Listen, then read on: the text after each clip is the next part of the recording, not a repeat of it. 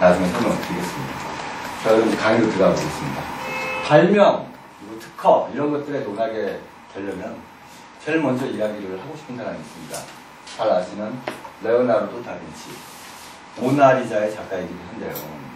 이분은 직업이 굉장히 많습니다. 일단 아티스트, 미술가이기도 하고, 건축가이기도 하고, 과학자이면서 발명가이기도 하고, 철학자이기도 하고. 근데 이분은 재밌는 게 물건을 만들어 보는 거죠. 하지만 다빈치는 그 설계도만 남겨놨기 때문에 그 설계도에는 여러분들 아시겠지만 비행기도 있고 헬리콥터도 있습니다. 그래서 더더욱 수왕받는 천재라고 볼 수 있는 거죠. 자, 여러분들 잘 아시는 발명하면 떠오르는 에디슨이죠. 에디슨이 수론한 특허가 1000개가 넘는답니다. 실제로 에디슨이 죽은 뒤에 그 에디슨이 만들었던 전구회사는 특허 분쟁에서 끊임없이 평온하지는 못하는 악순환을 계속했다고 합니다. 제가 이제 제일 요즘이 아니죠. 지금 시대에 가장 걸맞는 인벤터는 스티브 잡스입니다. 사용하는 방법, 유저 인터페이스를 넘어서 사용자 경험, 유저 익스피리언스라는 새로운 객체의 개념을 탄생시킨 사람입니다. 사용 방법을 통해서 기존의 물건과 기존의 서비스를 한 차원 업그레이드 시킨 케이스죠. 스티브 잡스라든지 레오나르도 다빈치 이런 분들한테 많은 영감을 받고 있습니다. 아이디어는 특허일까요? 아닐까요? 아이디어는 특허가 아니죠. 아닙니다. 그런데 아이디어는 특허이기도 합니다.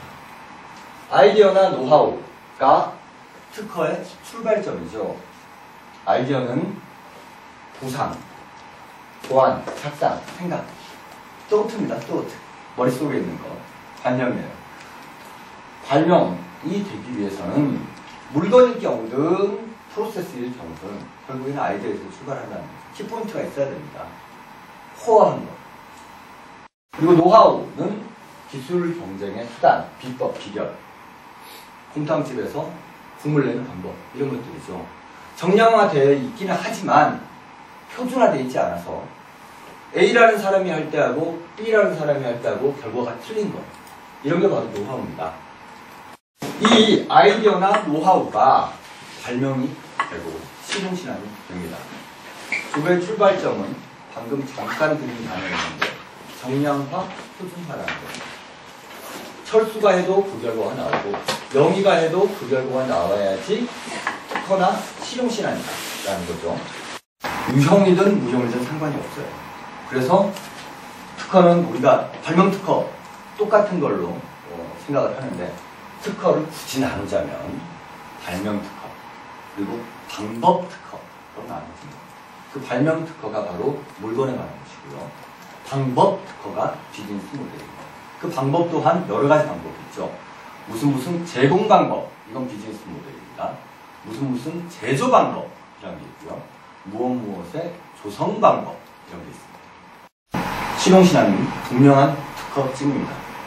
단 특허는 유형물이라든지 무형물에 대해서 모두 다루고 있지만 실용신앙은 유형물만 다루고 있어요.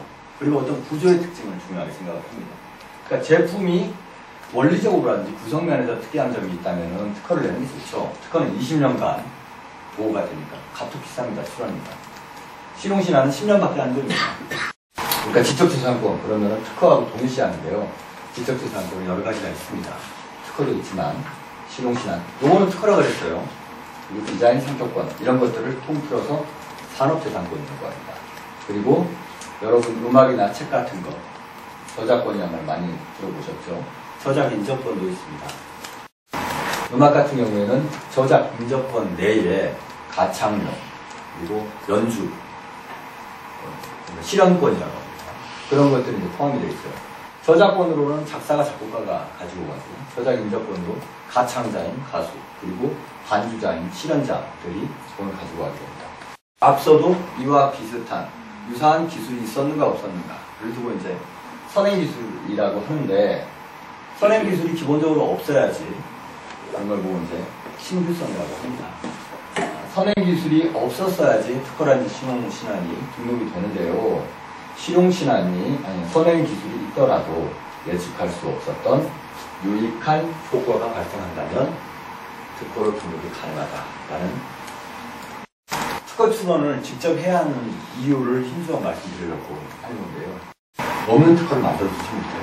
마치 변호사가 죄 지었는데 안 지은 걸로 만들어주기 힘든 거죠. 어떻게 했는데 그럴 수는 있겠죠. 근데 없는 특허를 만들어주는 변리사는 그 특허는 솔직히 말하면 산업적으로 의미 없는 특허가 나올 가능성이 높습니다. 내가 어떤 아이디어를 가지고 있어요. 그 아이디어는 누구 아이디어입니까? 내 아이디어입니다. 누구 머리에 있습니까? 내 머리에 있고. 누가 제일 잘하겠어요? 차라리 내가 공부를 하거나 관심을 갖고 조금 더 시야를 확장하는 게 낫다는 얘기입니다. 그래서 내 아이디어는 내가 제일 잘 알고 내가 노력을 해서 직접 출발하는 게 설혹 등록이 안 된다 하더라도 그것이 기반이 돼서 더 나은 아이디어나 특허가 나올 수 있다는 겁니다. 최고의 기획서입니다. 기획서라는 건 뭡니까? 나의 목표하는 바를 다른 사람에게 정확하게 전달을 해서 설득하는 작업이죠. 어떤 아이디어나 어떤 제품, 어떤 사업이 있는데 그거를 단 한 명입니다. 단 한 명의 심사관도 설득 못한다면 여러 명의 투자자를 설득하는 건 더 힘들 거거든요. 그리고 수많은 소비자를 설득해서 돈을 받는 건 아주 힘들 겁니다. 어떻게 하면 아이디어가 잘 떠오르나요? 사장님 정말 아이디어가 대단하세요. 대단하지는 않은 것 같고 대신에 놓치지는 않는 겁니다. 한 개 아이디어가 나오면 잽싸게 스마트폰 메모장에다가 얼른 써놓고 거기다 살을 붙여보면 정말로 심한 경우에는 한 5분 만에 근사한 특허가 나온 경우도 있어요. 좋은 아이디어가 떠오르는 예를 들면 화장실. 때와 장소가 있습니다. 저 같은 경우에는 강남역에서 왔다 갔다 하는 마을버스 09번이나 03번 요놈들을 타면은 꼭 좋은 아이디어가 떠오릅니다. 09번 아이디어가 잘 떠오르는 때와 장소가 있으니까 그런 장소가 한 번이라도 우연하게 나한테 이걸 해보니까 좋은 아이디어가 떠올랐다. 대사고예요.